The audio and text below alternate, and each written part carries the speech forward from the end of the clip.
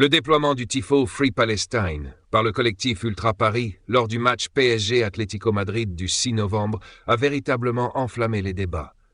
Vous vous demandez sûrement pourquoi une telle controverse. Restez bien jusqu'à la fin, car on va décortiquer cette affaire qui bouscule le Parc des Princes et peut-être même l'avenir du PSG. Alors, voilà ce qui s'est passé.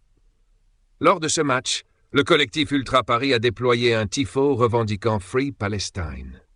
Si l'initiative a été saluée par certains, elle a aussi provoqué la colère de quelques spectateurs, et pas n'importe lesquels. On parle ici de supporters lambda, mais aussi de VIP et d'entreprises ayant des loges au stade.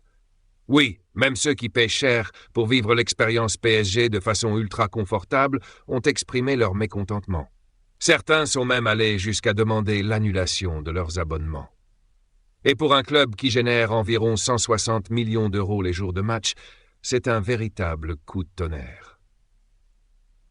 Évidemment, la situation a déclenché une série de réunions de crise en interne. Il faut dire que ce genre de polémique pourrait nuire à l'image du club et surtout à ses revenus. Mais ce n'est pas tout. Des figures publiques ont également pris la parole. Par exemple, Michel Sims et Franck Tapiro n'ont pas mâché leurs mots. Tapiro a même accusé le PSG de violer les règles de neutralité stipulées dans les conditions générales de vente. Rien que ça. Il a également menacé de porter l'affaire en justice si ses abonnements n'étaient pas remboursés. Face à cette situation explosive, le PSG a pris une décision radicale, suspendre tous les tifos jusqu'à la fin 2024.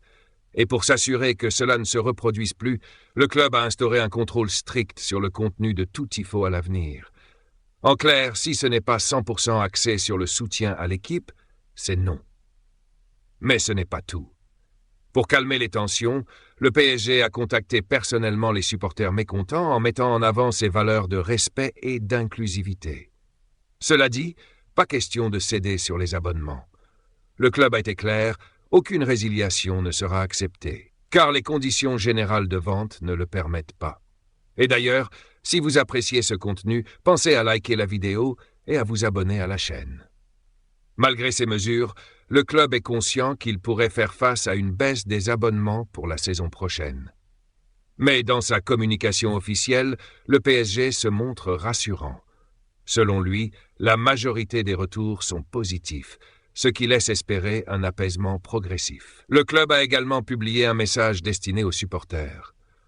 En résumé, il assure qu'il fera tout pour que les événements futurs respectent ses engagements et ses valeurs. Mais il reste ferme sur un point.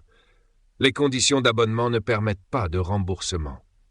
Une position qui pourrait diviser, mais qui montre aussi une volonté de gérer la crise avec rigueur. Ce qu'il faut retenir, c'est que cette affaire met en lumière la complexité des tifos. À la base, ils sont censés être une expression de soutien à l'équipe, mais ils peuvent rapidement devenir des sujets de discorde. Pour le PSG, le défi est maintenant de maintenir une position apolitique tout en répondant aux attentes, parfois contradictoires, de ses abonnés. Et vous, qu'en pensez-vous?